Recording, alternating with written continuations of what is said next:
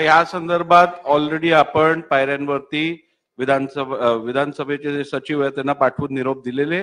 ज्यांना निरोप मिळाले नसतील त्यांच्यासाठी मी परत घोषणा करतो की आपण हा फोटो घ्यायचा कार्यक्रम जो आहे तो 12 वाजता घेऊ. हो अध्यक्ष महोदय, बहुतेक सगळे आमदार तिथे उभे होते.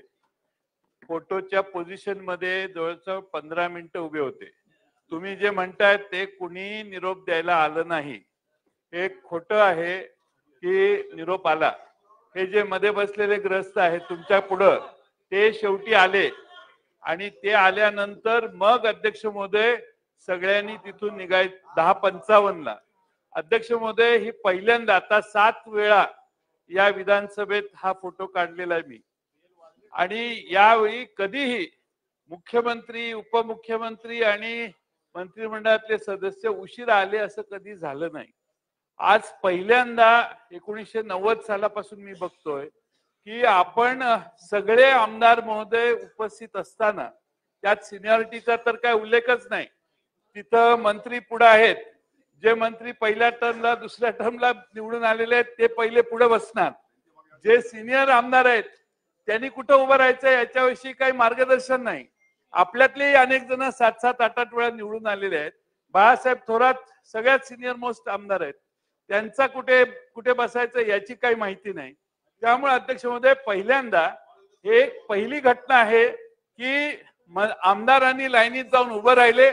मंत्रिमंडळातले बरेच सहकारी, मुख्यमंत्री, उपमुख्यमंत्री दोन्ही हे गैरहजर राहिले आणि शेवटच्या 3 मिनिटात 4 मिनिटात आम्हाला निरोप आला. 2 मिनिटं मला बोलू द्या. आता ही गंभीर घटना आहे, ही अशी सहजासहजी आपल्याला निग्लेक्ट करता येणारी नाही.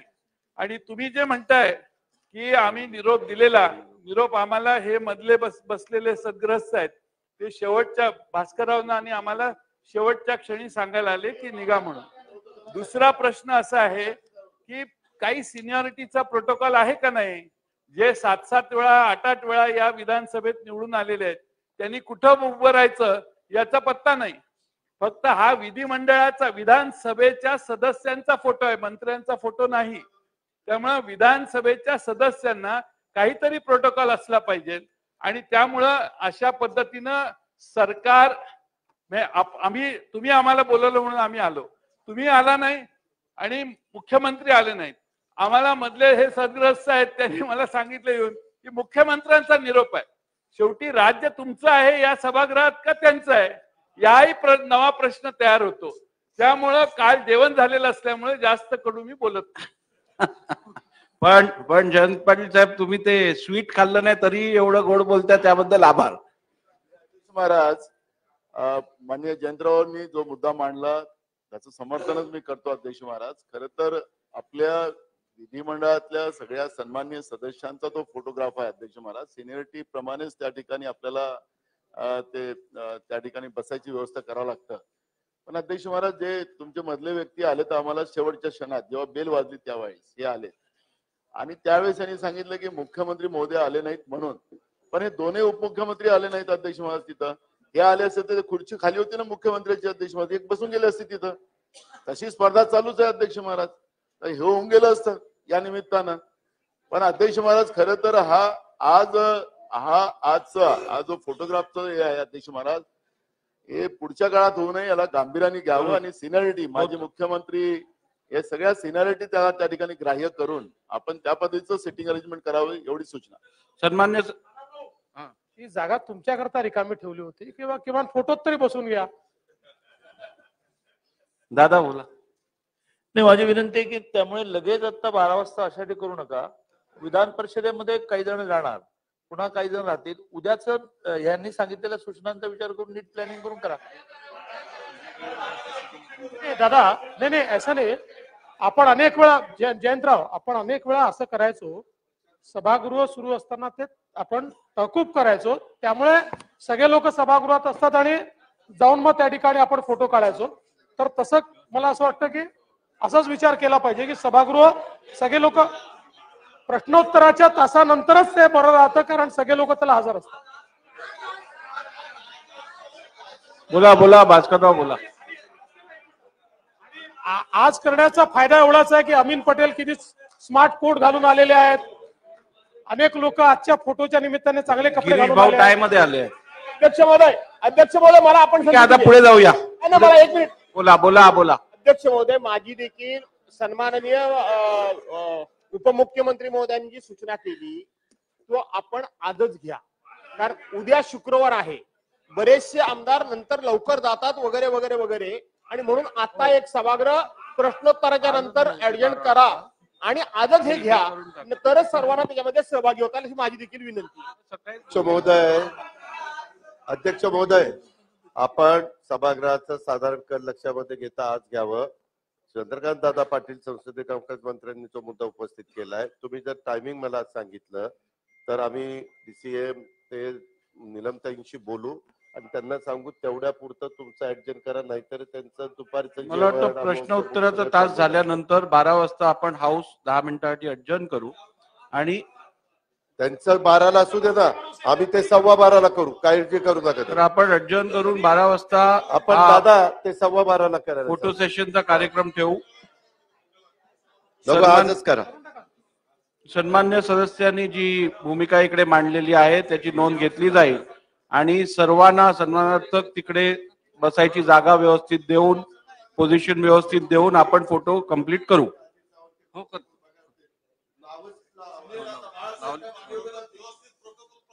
आम्ही येऊ एवढं सांगतो तुम्हाला, कारण कसं आहे शेवटी माजी मुख्यमंत्री आहेत. आज शुक्रवारचं नाहीये काही कारणांना, खरं म्हणजे ते असते तर आणखी चांगलं झालं. म्हणून मी म्हणतो की मंगळवारी घेतलं तर तुम्हाला प्रोटोकॉल बसवता येईल. ठीक आहे, फोटो काढून चला घ्या. पुढे जाऊया आता. चला प्रश्न उत्तर.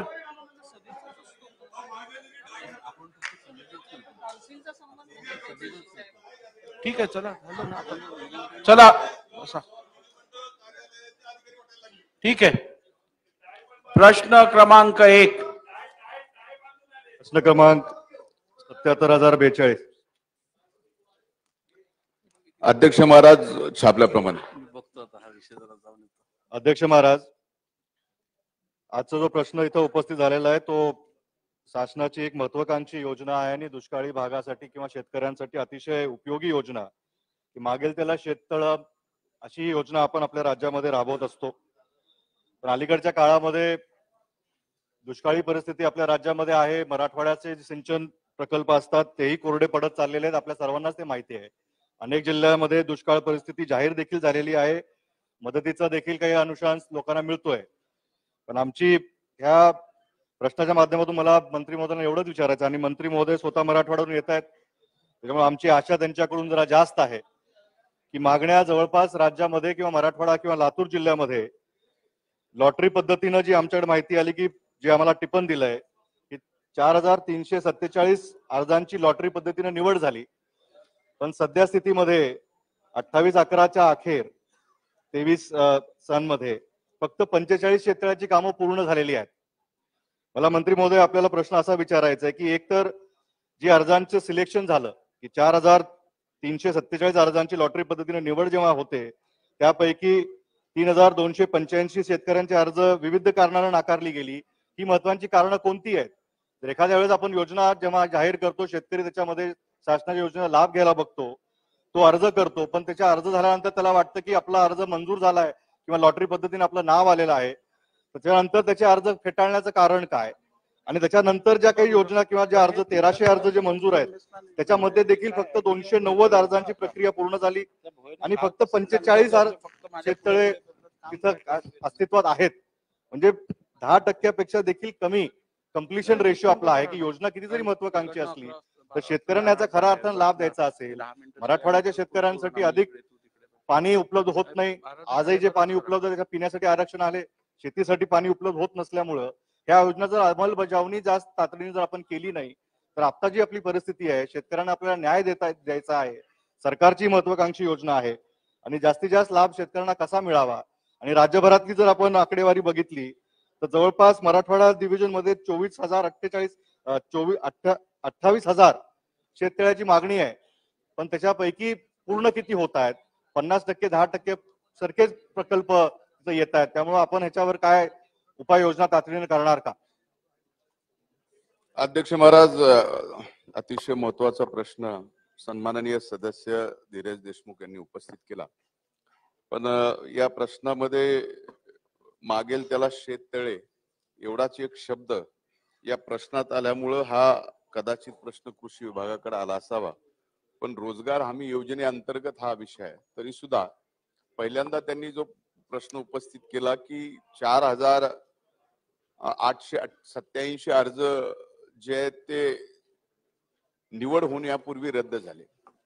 अध्यक्ष महाराज, या सदनास आपल्या मार्फत मी माहिती देऊ इच्छितो की एकूण प्राप्त अर्ज 10,218 होती. निवड होण्यापूर्वी रद्द झालेली संख्या 4,887 आहे. निवड होणे बाकी असलेली अर्जाची संख्या 470 आहे.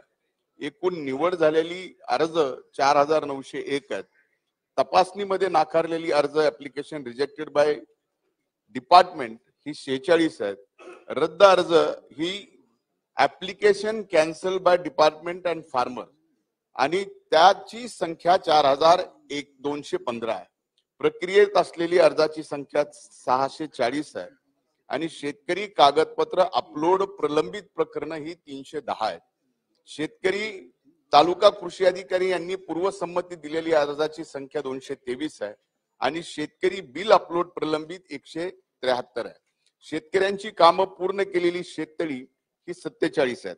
ही पहिल्या प्रश्नाचं अध्यक्ष महाराज आपल्या मार्फत या सदनाला आणि सन्माननीय सदस्यांना माहिती देऊ इच्छितो. अध्यक्ष महाराज, त्यांनी मूळ प्रश्न जो विचारला की याच्यामुळे कारण अर्ज नाकारण्याची काय. ज्यावेळेस एखादा लाभार्थी शेतकरी शेततळ्याचा अर्ज भरतो त्यावेळेस त्या शेततळ्याच्या बाबतीत नाही, मागेल त्याला शेततळ्याच्या बाबतीत नाही तर इतर 10-11 योजना आहेत त्या ऑनलाईन पद्धतीनं आपण अर्ज भरत असल्यामुळं त्या 10-11 योजना त्याच्यात टाकतो आणि त्या टाकत असताना ज्यावेळेस त्याला शेततळ मंजूर होतं आणि त्याच्यासोबत इतर योजनेसाठी तो लाभार्थी ठरतो त्यावेळेस तो शेततळ मंजूर करतो. याला अनेक महत्वाची कारणं जे आहेत जे आज या सदनाची आणि सरकारच्या सुद्धा विचाराधीन आहे की यामध्ये किमान मर्यादा जी मागेल त्याला शेततळ्याची आहे ती जी काही कमाल मर्यादा आहे पैसे देण्याची ती 75,000 आहे. म्हणजे कमीत कमी 10-10-3 जर आपण घेतला तर ती 14,500 आणि जास्तीत जास्त 34-34-3 घेतला तर 75,000 आहे. पण हेच जर रोजगार हमी मधून शेततळ घेतलं तर आच्छादनासहित त्याची किंमत 6 लाखापर्यंत देण्याची तरतूद आपल्याच रोजगार हमी योजनेमध्ये आहे. म्हणजे एक डिपार्टमेंटची ही योजना आहे आणि कृषी विभागाच्या या योजनेला जास्तीत जास्त 75,000 देता येतात आणि रोजगार हमीच्या विहिरीला 6 लाख रुपये देत आहेत. ही तफावत ज्यावेळेस शेतकऱ्यांच्या लक्षात येते त्यावेळेस स्वतःहून शेतकरी या ठिकाणी अर्ज कॅन्सल करतात आणि रोजगार हमीमध्ये जातात. त्यामुळं आणि प्रश्न जो दुसरा आहे जो मुख्यतः आपण आपल्या रेणापूर तालुक्याच्या संदर्भात विचारलेला आहे.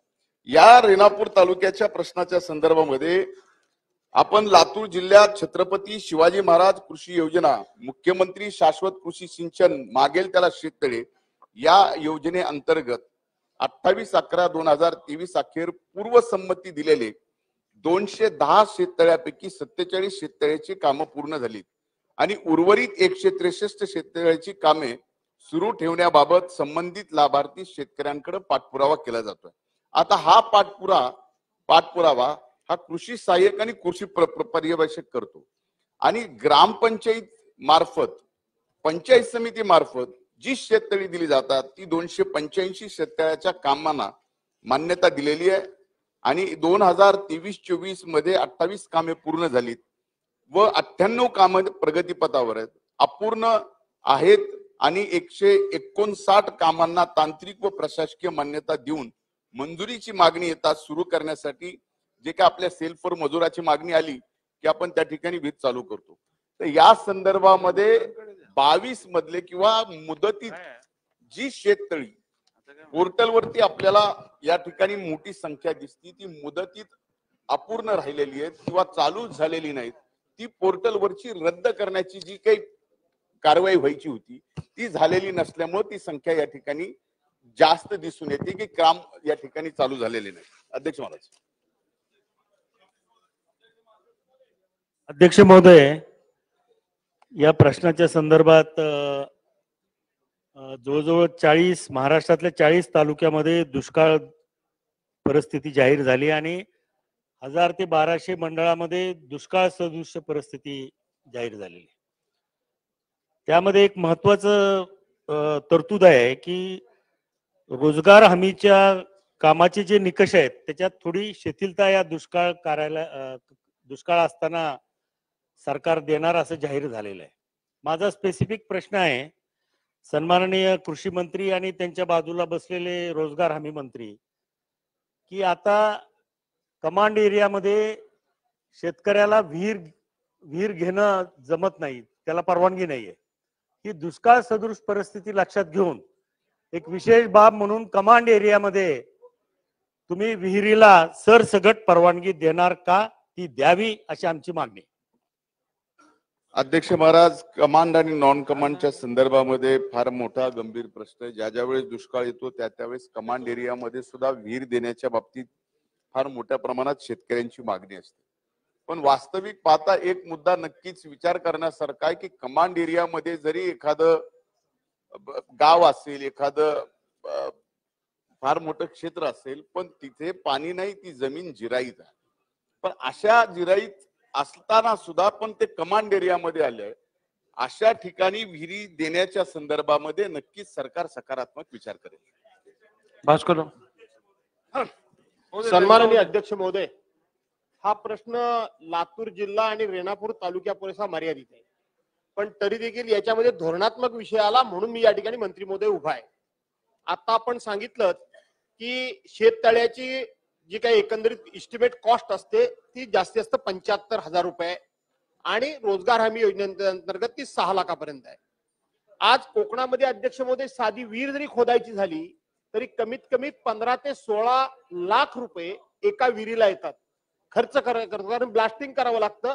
कोकणामध्ये प्रत्येक ठिकाणी खाली काळा दगड किंवा जांभा दगड हा ठरलेलाच आहे. आणि मग अशा वेळेला 75,000 रुपयामध्ये कोकणामध्ये तळी कधीच होणार नाहीत.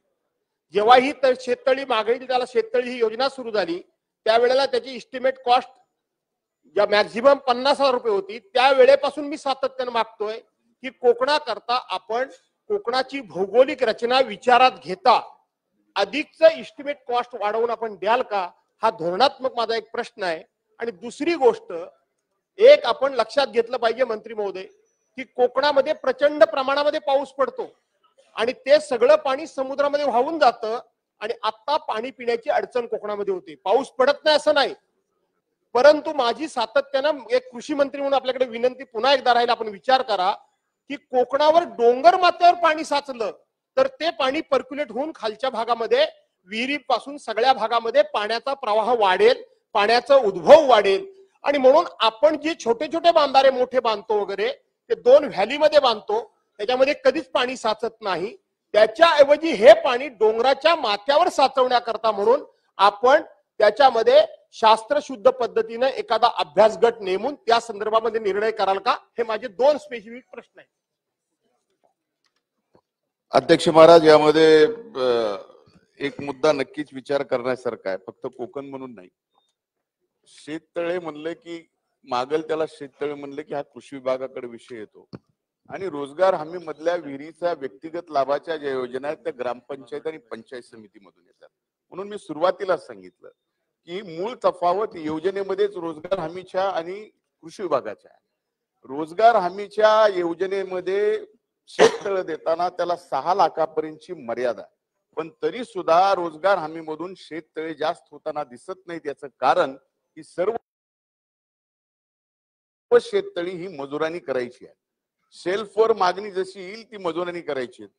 कुठेही गेलं, कोकणाचाच विषय नाही तर मराठवाड्यात सुद्धा 1 मीटर 1.5 मीटरच्या वर मजुरांकडून काम होतं. त्याच्या खाली हे आपण जसं ब्लास्टिंग म्हणताय किंवा मशीन वापरूनच या ठिकाणी काम करावं लागतं. आणि नेमकं तिथंच गल्लत होते की रोजगार हमीच्या विहिरीचं काम किंवा शेततळ्याचं काम हे फार मोठ्या प्रमाणामध्ये कमी झालेलं दिसतं. आणि आता जे शेततळ्याला आपण मागेल त्याला शेततळ्या कृषी विभागाचं आहे त्याला 75,000 जास्तीत जास्त आपल्याला रक्कम देता येते.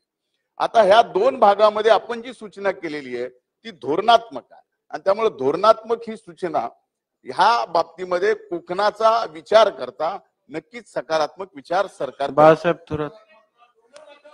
अध्यक्ष महोदय, सन्माननीय सदस्य धीरज देशमुख यांनी अत्यंत महत्वाचा प्रश्न आणि राज्याकरताचा हा प्रश्न आहे.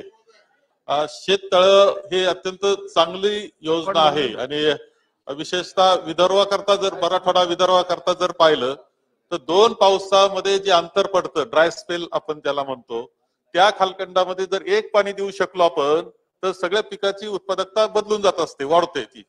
आणि म्हणूनच मी ज्यावेळेस कृषी विभाग माझ्याकडे होता, जलसंधारण विभाग माझ्याकडे होता, त्यावेळेस 1 लाख शेततळ्याचा कार्यक्रम सगळ्या राज्यासाठी घेतला. 63,000 आम्ही पूर्ण करू शकलो वर्षामध्ये.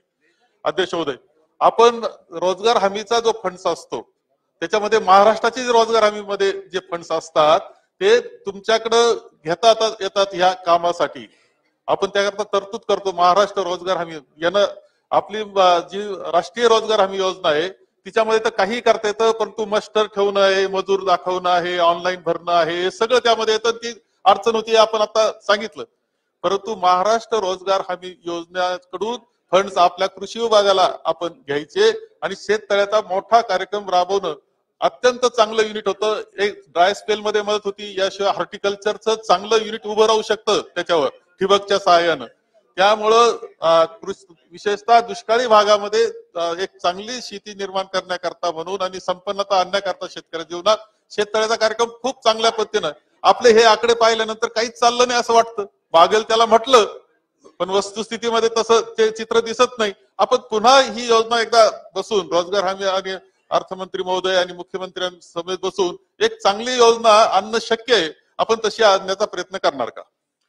अध्यक्ष महाराज, सन्माननीय ज्येष्ठ सदस्य थोरात साहेबांनी जी सूचना केली, सर्वाधिक काळ त्यांनी कृषी विभाग आणि जलसंधारण विभाग सांभाळलेला. कृषी विभाग म्हणजे त्यावेळेस जॉईन होतं, म्हणजे 6 वर्ष माझ्या माहितीने 6 वर्ष हा विभाग आपण सांभाळलेला. आणि त्यांनी जी सूचना केली, वस्तुस्थिती एकाच राज्य सरकारमध्ये 2 विभागाच्या एकाच योजनेमध्ये जर किमतीची तफावत असेल तर स्वाभाविक आहे की एक योजना ही एका विभागाने राबवावी किंवा एका विभागाचे पैसे या कृषी विभागाकडे द्यावे. याबाबत माननीय मुख्यमंत्री, दोन्ही उपमुख्यमंत्री आणि या ठिकाणी रोजगार हमी मंत्री, कृषी विभाग असं एकत्रित जलसंधारण बैठक घेऊन यामध्ये नव्यानं काही आपण जसं सूचना केली त्याचा विचार करता येईल का, हे नक्की सरकार तपासून पाहिजे. आशिष शेलार. अध्यक्ष महोदय, सन्माननीय मंत्री महोदयांना मी पुन्हा एकदा भास्करराव जाधव यांनी जो प्रश्न उपस्थित केला त्याच्या उत्तरावर तुम्ही जे म्हणालात सकारात्मक तिथे आणलं.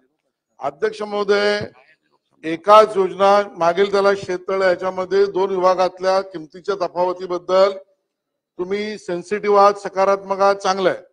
मंत्री महोदय म्हणाले आम्ही मुख्यमंत्री उपमुख्यमंत्र्यांबरोबर बैठक घेऊ, संबंधित मंत्र्यांबरोबर बैठक घेऊ.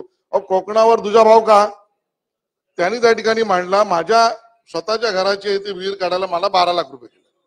अध्यक्ष महोदय, कोकणामध्ये परिस्थिती खालचा कातळ दगड बघता तुम्ही म्हणालात सकारात्मक आहे. सकारात्मक आहे तर कोकणाच्या विचारामध्ये सकारात्मक निर्णय किती दिवसात घेणार आहात, त्याची घोषणा आता तुम्ही करणार आहात का? आणि त्याचा सुद्धा उल्लेख या मंत्री, उपमुख्यमंत्री आणि मुख्यमंत्र्यांच्या बैठकीत करणार आहात का? पहिला प्रश्न किती दिवसात करणार ते उत्तर द्या. अध्यक्ष महाराज, या ठिकाणी सन्माननीय आशिष शेलारांनी परत तोच कोकणाच्या संदर्भापत्रामध्ये म्हणजे बरोबर उत्तरच देतोय आणि हा प्रश्न पुन्हा एकदा उपस्थित केला. कोकणामध्ये सुद्धा ज्या पद्धतीचं प्रत्येक एक शिवार बदललं की भूवर्ग बदलतो. अध्यक्ष महाराज, फार डिटेल मध्ये जात नाही, पण नक्कीच ज्या पद्धतीनं ज्या भूवर्गामध्ये अशा पद्धतीचे प्रश्न निर्माण होतात आणि त्याच्यात सर्वात अधिक कोकणामध्ये सुद्धा याबाबतची आता मागणी वाढली आहे. आणि माथ्यावरच पाणी अडवण्याच्या संदर्भामध्ये जी कोकणाने आता पार मराठवाड्यातून कोकणात जेवढा वेळ 22 किलोमीटर किंवा पायी यायला लागेल कदाचित, पण मी आपल्याला एक निश्चित सांगतो की लोकसेवाच्या आचारसंहिता लागायच्या अगोदर याबाबतची योजना नक्कीच हे सरकार या राज्यामध्ये लागू करेल. आपण पुढे जाऊया. आता शेवटचा प्रश्न घ्या. अध्यक्ष महोदय, शेततळ्याचा विषय चालू आहे. पुढच्या प्रश्नात देतो. रोजगार हमी योजनेमध्ये शेततळे करताना खूप अडचणी आहेत. मात्र देवेंद्रजी फडणवीस राज्याचे मुख्यमंत्री असताना मराठवाडा आणि विदर्भातल्या 15 जिल्ह्याकरता शेतकऱ्यांच्या आत्महत्या थांबवण्यासाठी शेततळे घेण्याचा मोठा कार्यक्रम हाती घेण्यात आला होता. पण मधल्या काळामध्ये 2-2.5 वर्ष ही योजना बंद केली.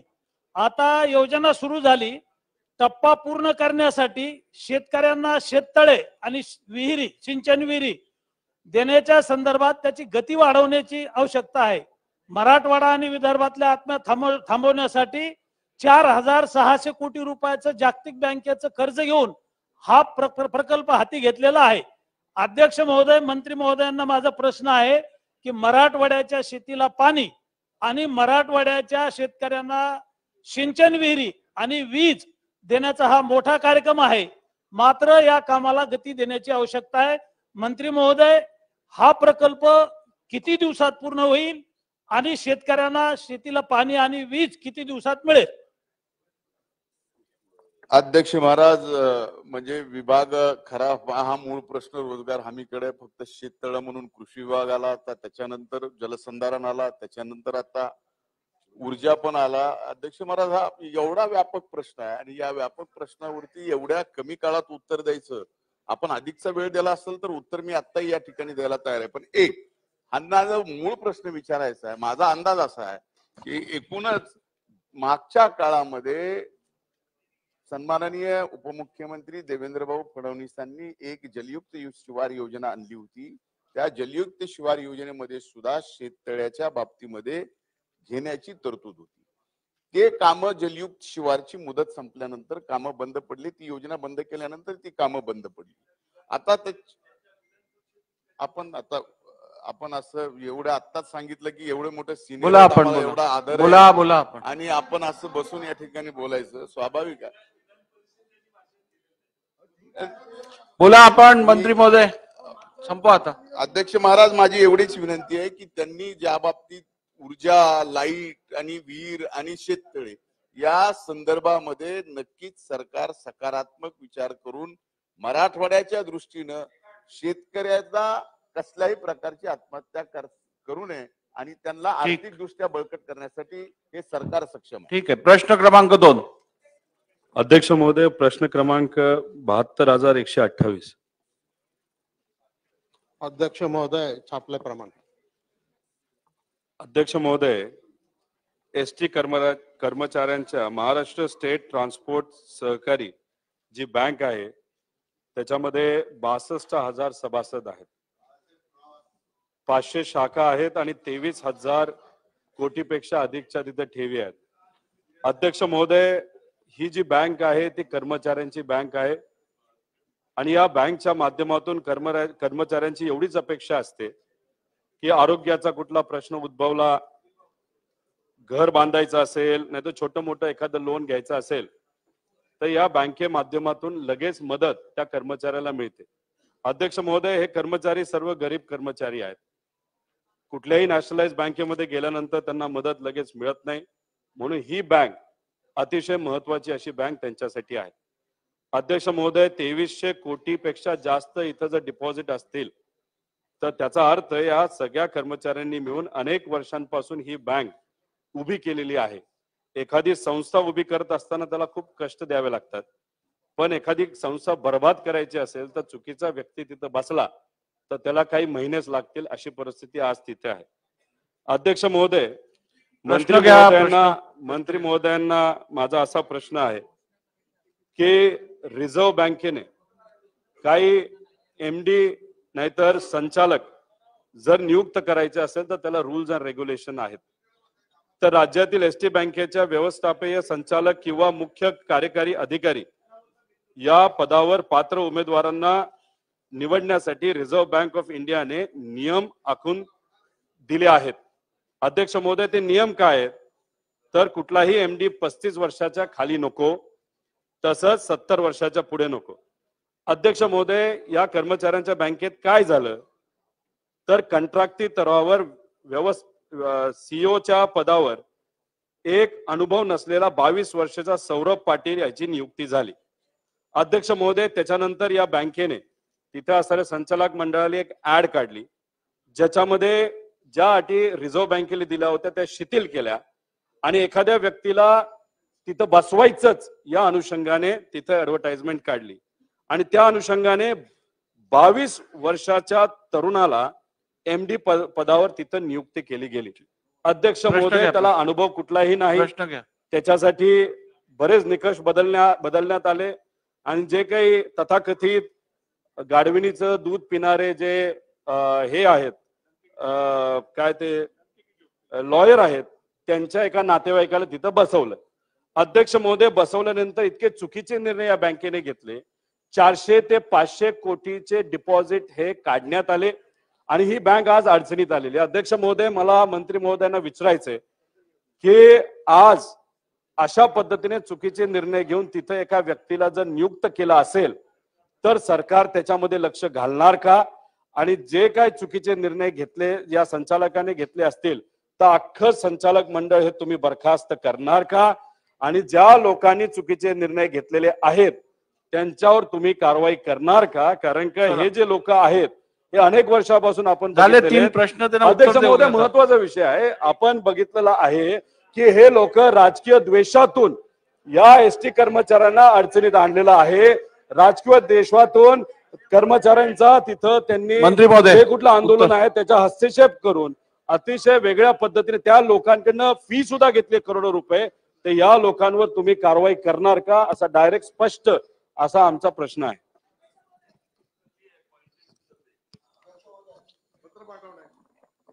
अध्यक्ष महोदय,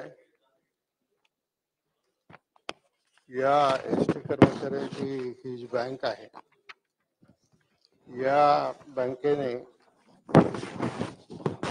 निवडणुकीच्या नंतर काही ठराव पास केले. कर्जाचा व्याजाचा दर हा 9% आणि 14% होता. त्याच्यावरून 7.5% इतका कमी केला.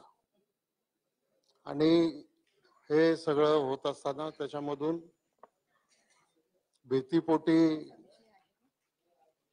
काही सभासदांनी, आता शेवटी हे सभासद सगळे एसटी महामंडळाचे कर्मचारीच आहेत, त्याच्यामध्ये बाहेरचं कोणी नाही. तर त्याचा परिणाम झाला. एक वेगळं वातावरण त्याच्यामध्ये निर्माण झालं आणि ही बाब ज्यावेळेला राज्य शासनाच्या लक्षामध्ये आली तर त्याच्यामध्ये या बँकेवर नव्यानं निवडून आलेलं जे संचालक मंडळ आहे त्या संचालक मंडळाने घेतलेल्या निर्णयाच्या अनुषंगानं बँकेची कामगिरी, बँकेच्या कामकाजाची आर्थिक तपासणी करण्यासाठी सहकार आयुक्त व निबंधक पुणे यांनी महाराष्ट्र सहकारी संस्था अधिनियम 1960च्या कलम 89A1 खाली सदर बँकेच्या या कालावधीची तपासणी करण्यासाठी जिल्हा उपनिबंधक सहकारी संस्था मुंबई 1 यांची नियुक्ती करण्यात आली असून 2 महिन्यात तपासी अहवाल सादर करण्यात सांगितलेला आहे. आणि त्याच्यानंतर मी सभागृहाला आणि एवढंच सांगू इच्छितो की हा अहवाल एकदा प्राप्त झाला की मग त्याच्या संदर्भामध्ये काय कार्यवाही करायची याच्या बाबतीमध्ये शासन नक्की निर्णय घेईल. बोला यामिनीताई, बोला. अध्यक्ष महोदय, धन्यवाद. माझे 2च प्रश्न आहेत अध्यक्ष महोदय. अशा प्रकारे बँकेचे अहित होणारे व्याज दर ठरवण्याचा आणि ठेवण्याचा संचालक मंडळास अधिकार आहे का?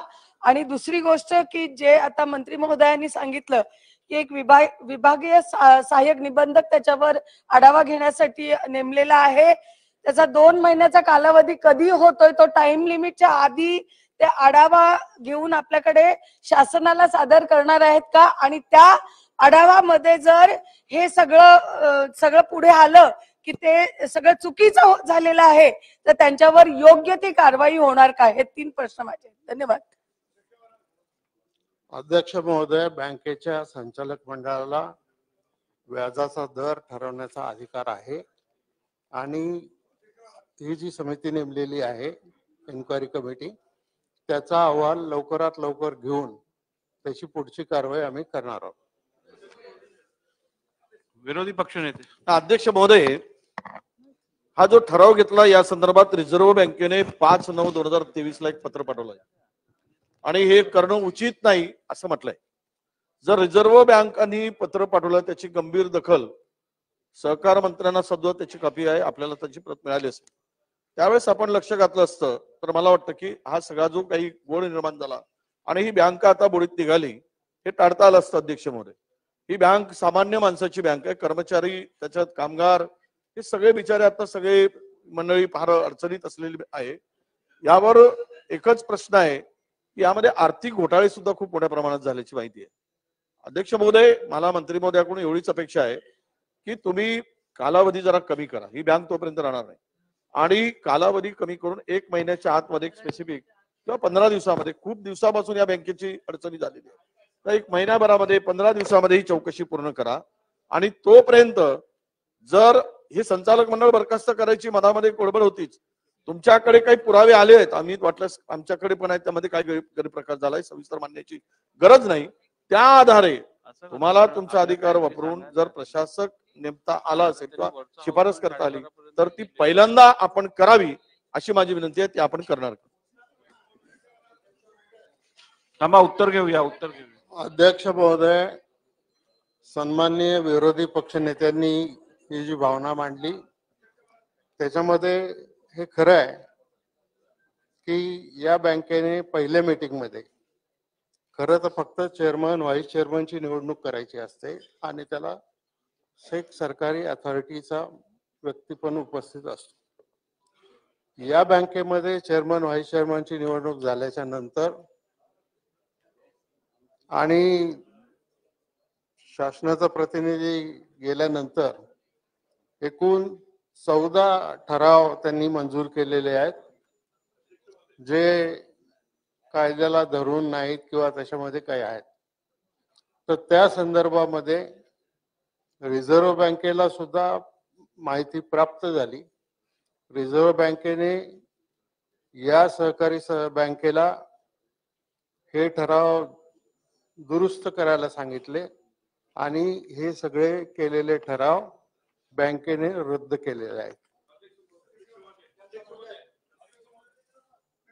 जयंत पाटील साहेब. अध्यक्ष महोदय, एसटीच्या कर्मचाऱ्यांनी एसटी कर्मचाऱ्यांनी या बँकेमध्ये पैसे ठेवलेले आहेत आणि ते सगळे आता भयभीत झालेत, आपल्या ठेवी संकटात आल्यात असं सगळ्यांना खात्रीने वाटायला लागले.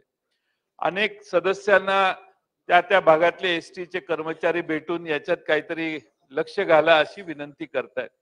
म्हणून माझा अध्यक्ष महोदय प्रश्न स्पेसिफिक आहे की कार्यकारी संचालक म्हणून ज्यांना नेमण्यात आले आहेत ते जर कोणताही अनुभव नसणारे, आपण म्हटलं तसे 22 वर्षाचे जर असतील आणि कार्यकारी संचालकालाच अनुभव नसेल तर तात्काळ कार्यकारी संचालक या पदावर, मी बरखास्त करा हा शब्द काढत नाही, कार्यकारी संचालक पदावर तुम्ही सरकारी अधिकारी ताबडतोब नेमण्याचं काम कराल का, हा पहिला प्रश्न.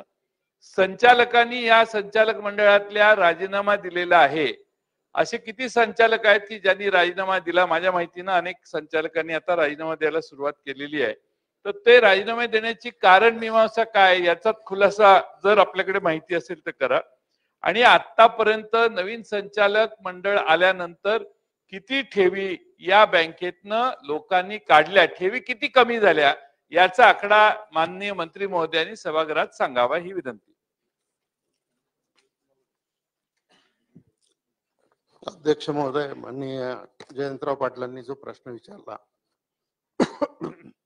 त्याच्यामध्ये आता बँकिंग रेग्युलेशन ऍक्ट जो आहे त्या बँकिंग रेग्युलेशन ऍक्ट प्रमाणे केंद्र सरकारने रिझर्व्ह बँकेला हा अधिकार दिलेला आहे की कुठल्या बँकेवर एमडी किंवा सीओ नेमायचा असेल तर त्याची परवानगी रिझर्व्ह बँक ऑफ इंडिया कडून घेतली पाहिजे.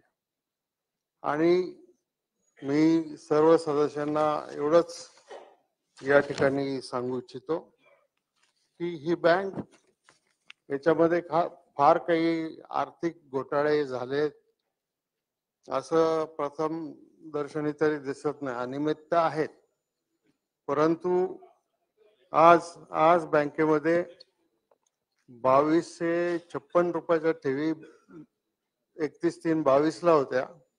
आज 2248 रुपयाच्या ठेवी आहेत आणि 23/11 अखेर 1844 रुपयाच्या ठेवी आहेत. तर ही कोटी तर या प्रकरणाची जसं सन्माननीय सदस्यांनी भावना व्यक्त केल्या, 2 महिन्याचा कालावधी जरी दिलेला असला तरी सुद्धा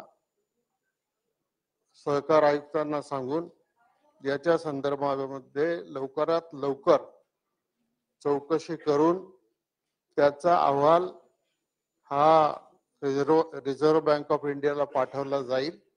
आणि कर्मचाऱ्यांची बँक आहे, साधारणपणे ज्या आर्थिक संस्था असतात त्यांनी विशेष करून बँका असतात, त्याची अशी उघड चर्चा झाली तर सभासदांच्या मनामध्ये अधिक भीतीचं वातावरण तयार होतं. आणि म्हणून मी या निमित्तानं सांगू इच्छितो, ही बँक काय तशी बुडालेली बँक नाही किंवा फार मोठं त्याच्यामध्ये काही झालंय असं सत्प्रदर्शन तरी दिसत नाही. परंतु सभासदांनी भीतीपोटी ज्या ठेवी काढून घेतल्या त्याच्यामुळं या बँकेमध्ये ठेवींचा आकडा हा खाली गेलेला आहे. आणि या संदर्भामध्ये आपण जो मॅनेजिंग डायरेक्टरच्या संदर्भामध्ये मुद्दा मांडला, त्याच्या संदर्भामध्ये सुद्धा आम्ही आदेश दिलेले आहेत. एकदा चौकशी झाली की त्याच्यानंतर आपल्याला निर्णय घेता येईल. आणि तो आपण जरी निर्णय घेतला या बँकेच्या संदर्भामध्ये तरी त्याला रिझर्व्ह बँकेची मान्यता घ्यावी लागेल. एक त्यांचा प्रश्न होता त्यांना अध्यक्ष महोदय, मंत्रीपद एक संवैधानिक पद असतं आणि त्या पदावर राहणाऱ्या मंत्र्यांनी जर सांगितलंय की आता त्या बँकेमध्ये कुठंतरी आम्हाला काही चुकीच्या गोष्टी ह्या निदर्शनात आलेल्या आहेत, म्हणजे अहवाल याच्या आधी प्रथम दर्शनीय म्हणजे काहीतरी अनियमितता आहे. अध्यक्ष महोदय, 400 ते 500 कोटी ठेवी हे काढण्यात आल्या. कर्मचाऱ्यांना कळतं की तिथं काय चाललंय. अध्यक्ष महोदय, माझा सांगितलंय 2 महिन्यात या संदर्भात अध्यक्ष महोदय स्पेसिफिक प्रश्न आहे की आता हा जो सौरभ पाटील आहे, ज्या आदरणीय जयंत पाटील साहेबांनी सुद्धा मुद्दा आला, रिझर्व्ह बँकेच्या नियमानुसार तो इलिगली त्याला तिथं बसवलेला आहे. तो तुमचा अधिकार आहे, रिझर्व्ह बँकेकडे जायची सुद्धा जरूरत नाही. तर त्याला तुम्हाला काढण्याला काय प्रॉब्लेम आहे? असं आहे का की सदावर्तेच्या पाठीमागे कोणातरी राजकीय नेत्याचा वर्धा असते? चला उत्तर देऊया. अध्यक्ष महोदय, गरीबाची बँक आहे. अध्यक्ष महोदय, उत्तर घ्या. अध्यक्ष महोदय, गरीबाची बँक आहे, याच्यावर कुठे ना कुठेतरी योग्य असं अध्यक्ष महोदय सादर करायला संधी दिली, आपण विचारलंय, त्यांचं उत्तर घ्या. आता प्रश्न उत्तराच्या तासात भाषण करायला दिली जाणार नाही. बोला. अध्यक्ष महोदय,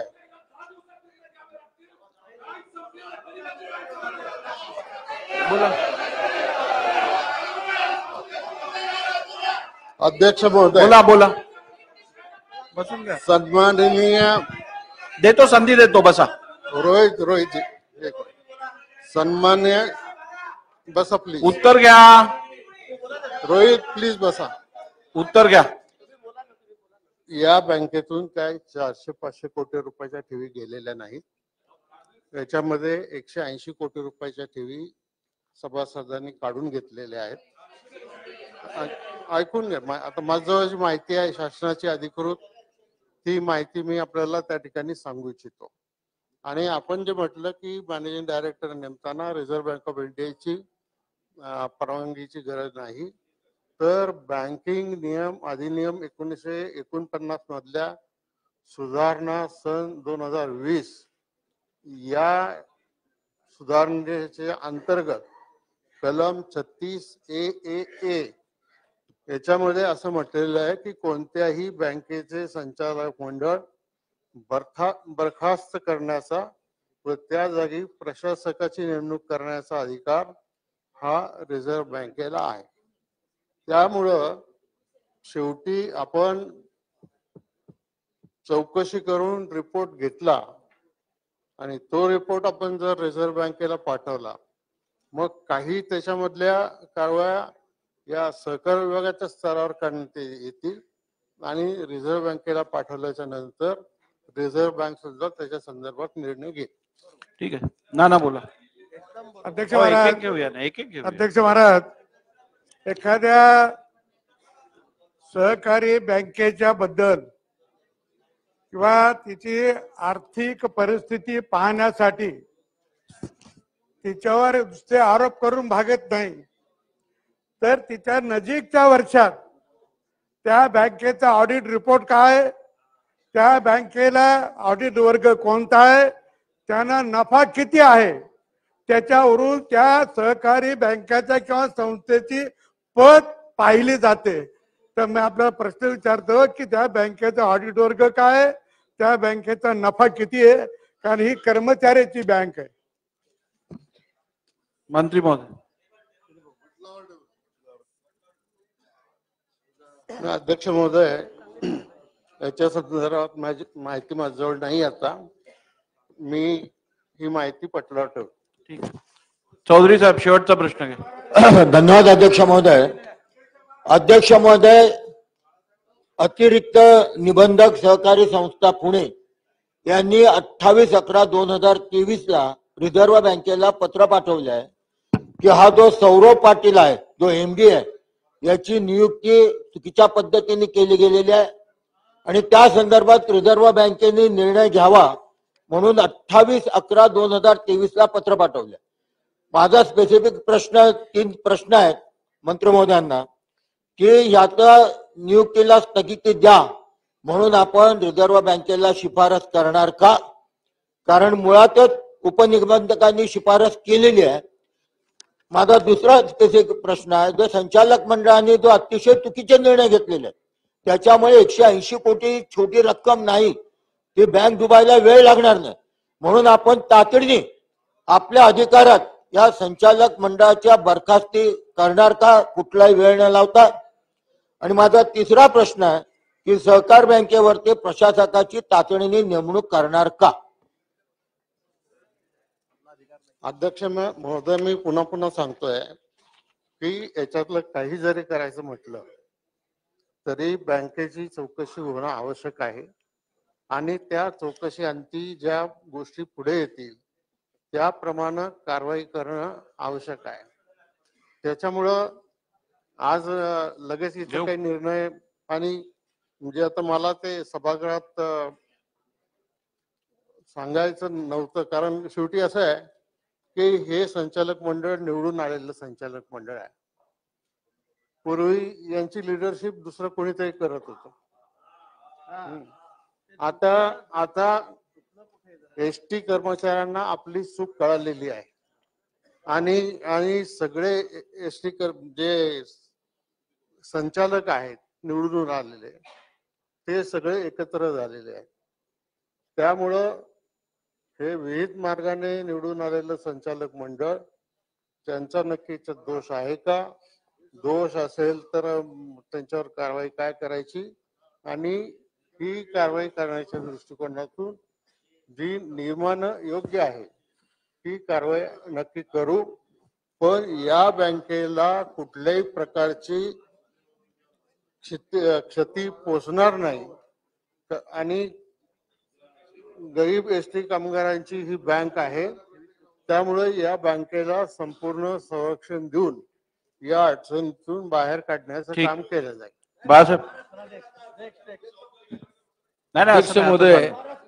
अध्यक्ष महोदय, मुळामध्ये रिझर्व्ह बँकेनं या बँकेनं जे ठराव केले ते रद्द करण्याची भूमिका अध्यक्ष महोदय घेतली.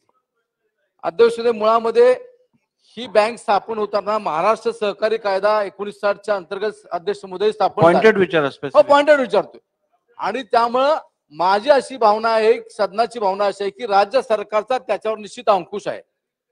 मुळामध्ये या बँकेनं चुकीचे केलं, राज्य सरकारनं काही त्यामध्ये बघितलं नाही आणि म्हणून कोणीतरी रिझर्व्ह बँकेकडे गेलं आणि अध्यक्ष महोदय त्यानंतर त्यांना निर्देश दिले. म्हणून माझी एकच या ठिकाणी विनंती या ठिकाणी राहील की शेवटी हा महाराष्ट्र सहकारी कायदा अंतर्गत स्थापन झाले असल्यामुळं आपल्या शासनाला याचा अधिकार आहे आणि म्हणून याच्यावर आपण योग्य ती कारवाई करणार का किंवा प्रशासक नेमणार का?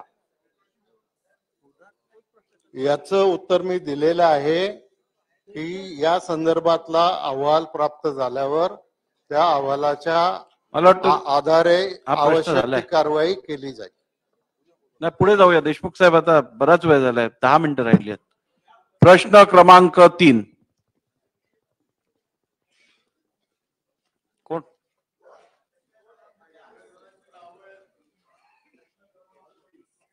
ते आहेत ना, मुफ्ती मोहम्मद जी, आपका प्रश्न है. चला गया.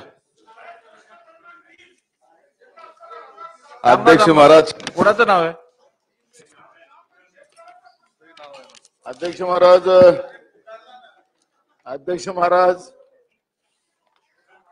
हा प्रश्न जो विचारला गेलेला अध्यक्ष महाराज, याच्यामध्ये जे उत्तर आलेलं आहे त्या उत्तरामध्ये आपण पाहिलं असेल अध्यक्ष महाराज की आपण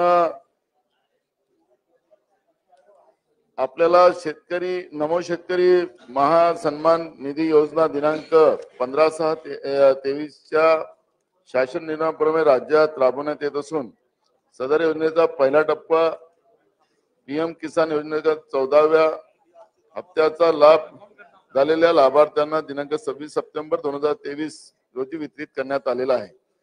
अध्यक्ष महाराज, याच्यामध्ये आपण जे केवायसी आणि त्याचा आधार कार्ड लिंक या त्रुटीची पूर्तता केली नाही, ते लाभार्थी सुटलेले आहेत.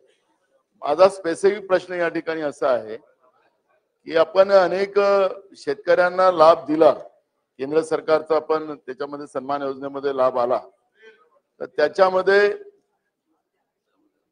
एखाद्या कुटुंबातल्या पोराला काही बिझनेस करायचा असेल, रोजगार करायचा असेल, तर बँकेमध्ये त्यांनी कर्जाचं अप्लिकेशन केली तर त्याला सगळे कागद जोडावं लागतात आणि त्याच्यामध्ये त्याला इन्कम टॅक्स वगैरेची ती कागद बँकेवाले जोडायला लावतात आणि जसं आधार कार्ड आणि त्याचं इन्कम टॅक्सचं कागद पोहोचला की तुमचं तहसीलदारचं प्रेमपत्र त्या शेतकऱ्याच्या घरी जातं की तुम्ही आतापर्यंत घेतलेले सगळे पैसे वापस करून टाका, नाही तर तुमच्या सगळ्या प्रॉपर्टी जप्त केल्या जाईल, असं ते प्रेमपत्र असते.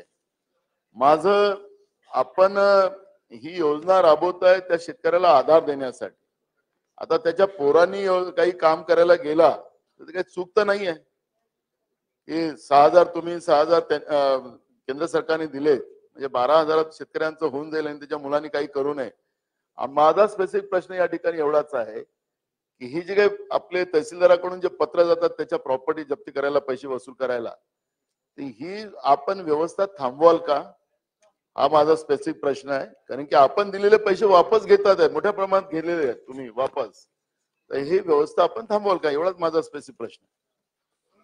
अध्यक्ष महाराज, सर्वप्रथम मी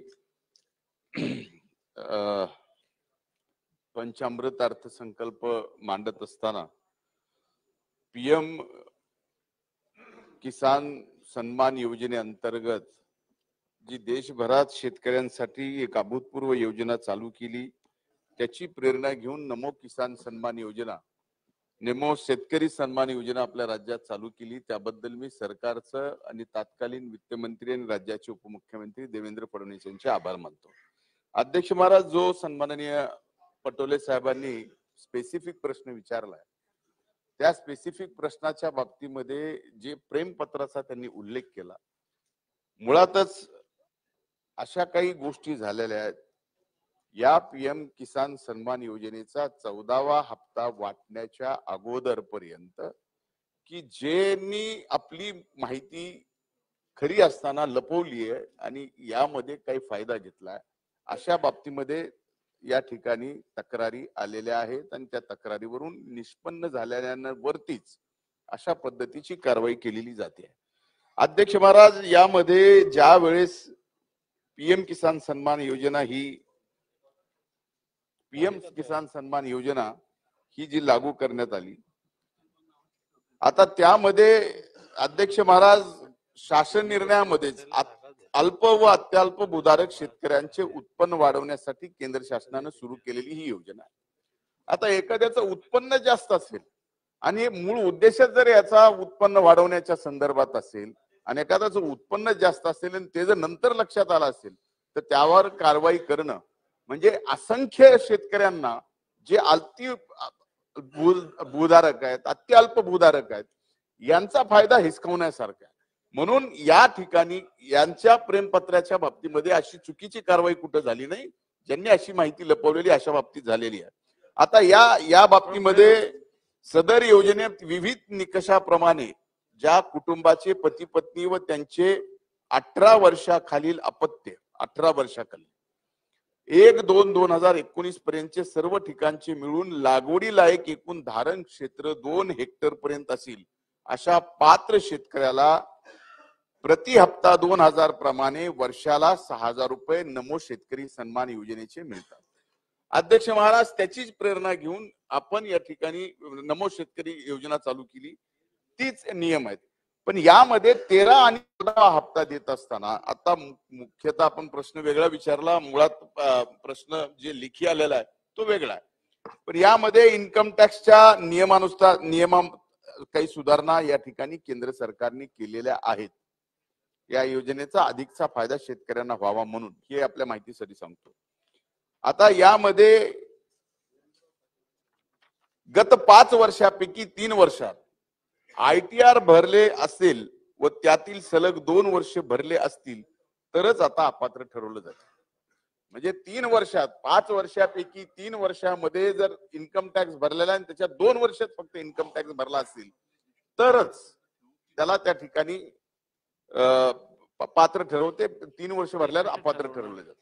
म्हणून अध्यक्ष महाराज, माझी या ठिकाणी स्पेसिफिक प्रश्नाला उत्तर देताना एवढीच अधिकची माहिती द्यायची आहे की आतापर्यंत 14वा हप्ता या राज्यातील 96,08,11 लाभार्थ्यांची बँक खाती आधार लिंक संलग्न नसल्याने त्यामध्ये फक्त 96 लाख पैकी यातील 16,820 लाभार्थ्यांना निधी वाटप केला नाही.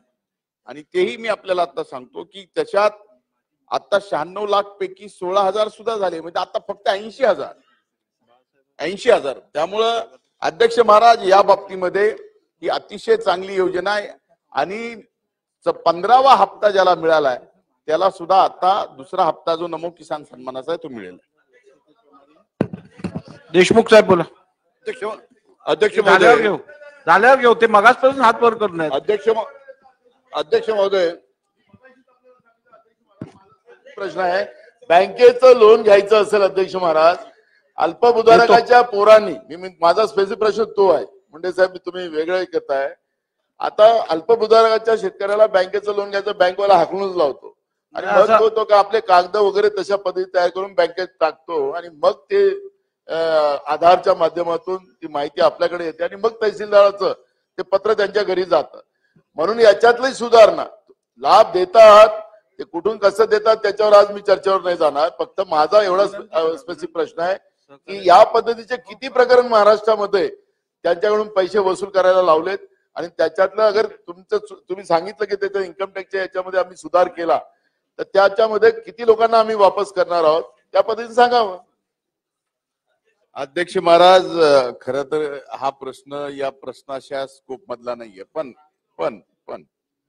नानाजी, आपल्याला आजचं सभागृह बंद होईपर्यंत हा विषय पटलावरती थोडक्यात घ्या. 1 मिनिट राहिलं. लाभार्थ्यांनी अशा पद्धतीनं खोटीची माहिती देऊन एक मिनिट अध्यक्ष महाराज, 3 वर्षाच्या इन्कम टॅक्सची शिथिल करण्याच्या बाबतीमध्ये मी सांगितलेलंच आहे आणि परत त्या बाबतीत सांगता 3 वर्ष सलग ज्यांनी इन्कम टॅक्स भरलेला आहे आणि तो ज्यावेळेस समोर आला त्यालाच त्या ठिकाणी अपात्र केलेलं आहे. 2 वर्ष जरी भरला, ही वस्तुस्थिती आहे.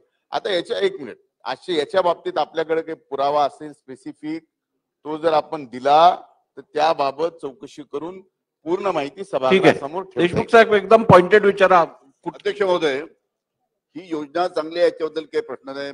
मंत्री महोदय, मोठी गाजावाजा करून योजना आपण आणली, पण याच्यामध्ये जे शेतकऱ्यांना जो प्रश्न जातो की याच्यामध्ये KYC च्या बाबतीत प्रॉब्लेम आहे, आधार लिंक होत नाही, त्याच्यामुळे जवळजवळ मोठ्या प्रमाणात शेतकरी पात्र असताना सुद्धा याचा लाभ होत नाही. या अडचणी आपण सोडवल्या तर त्या पात्र लाभार्थी होतील, त्यांना चांगल्या पद्धतीने मदत होईल. लिहून घ्या. उत्तर बसा, आपण उत्तर घ्या. अध्यक्ष महाराज, सन्माननीय अनिल देशमुख साहेबांनी जो प्रश्न उपस्थित केलेला आहे, आज 14वा हप्ता जो मिळाला आणि 15वा हप्ता जो मिळाला तो या राज्यातील 96 लाख शेतकऱ्यांचं पोर्टल वरती एकूण संख्या आहे. त्यापैकी 85 लाख शेतकऱ्यांना नमो शेतकरी सन्मान हप्ता आपल्या राज्यात मिळाला आहे. उर्वरित 12 लाख शेतकऱ्यांची जी संख्या आहे ती कुठं एक केवायसी नाहीये, कुठं आधार लिंक ज्या अकाउंटला पूर्वी केलेलं नंतर अकाउंट बदललंय, त्याच्यानंतर ज्या 7-12 अद्यावत आपल्याला त्या ठिकाणी अपलोड करायच्या त्या झालेल्या नाहीत, अशी जी संख्या आहे. त्याच्यावर सुद्धा आपण 5 लाखाची संख्या वाढली, आता 90 लाखाच्या आसपास. आपण आता ज्यावेळेस 16वा हप्ता येईल आणि आपला दुसरा हप्ता जाईल त्यावेळेस ही संख्या 90 लाखापर्यंत जाईल. आणि यात कृषी विभागाने ड्राईव्ह घेतल्या, चला मंत्री महोदय, ड्राईव्ह घेतला, त्यामुळे एकही लाभार्थी वंचित राहणार नाही हे मी आपल्याला. चला घ्या, लिहून घ्या. अतारांकित प्रश्नोत्तरांची यादी क्रमांक 188 ते 214 सभागृहाच्या पटलावर ठेवणे. महोदय, मी आपल्या अनुमतीने अतारांकित प्रश्नोत्तरांची यादी क्रमांक 188 ते 214 सभागृहाच्या पटलावर ठेवतो. तारांकित प्रश्नांची यादी क्रमांक 188 ते 214 सभागृहाच्या पटलावर ठेवण्यात आल्या. सदर याद्या विधिमंडळाच्या संकेतस्थळावर उपलब्ध करून देण्यात आल्या आहेत. पहिल्या आता फोटो सेशन साठी सभागृहाची बैठक ही अर्ध्या तासासाठी तहकूब केली जाणार आहे. पहिल्या रांगेत खुर्च्यांची व्यवस्था करण्यात आली असून त्यावर माननीय मान्यवरांची नावे निर्देशित केलेली आहेत. त्यानंतरच्या पायऱ्यांवर दुसऱ्या तिसऱ्या रांगेत मंत्री व प्रतोद, त्यानंतर सदस्यांनी आपापल्या ज्येष्ठतेप्रमाणे उभे राहावे अशी विनंती सदस्यांना करण्यात येत आहे. ते आपसात ठरवा.